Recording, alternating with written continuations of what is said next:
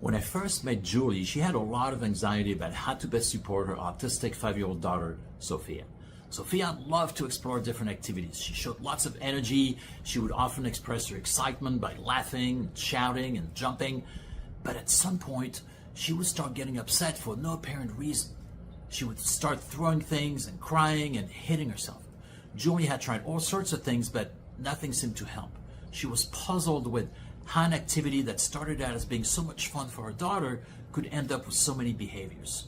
Julie knew that preventing her daughter from playing and exploring was not the solution.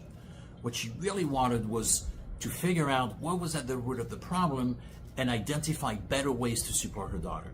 Fast forward a couple of weeks of working together. Julie reported that Sophia was doing much better at staying regulated. She would still become excited, but she no longer cried, hit herself, or threw things. And with some support, she was beginning to acknowledge that she needed a break and then was able to resume the activity after a few minutes. Both Mom and Sophia felt a lot better. So what helped? I started by asking Julie many questions about the types of situations where those behaviors happen. We looked for patterns and triggers. We came to the conclusion that Sophia was getting overstimulated by each of those activities. Although she was having fun, she could not regulate the impact of having fun. I used the analogy of being on a roller coaster. Many people would love the sensation of the roller coaster, but if it went on for too long, or if they went back to the same ride over and over, they may get sick.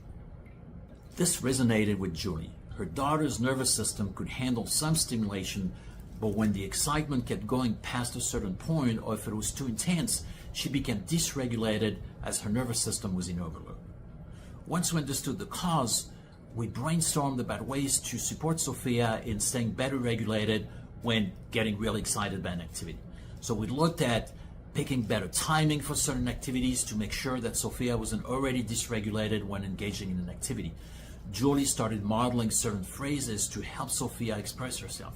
She shortened the duration of some activities, incorporating more movement breaks into that activity.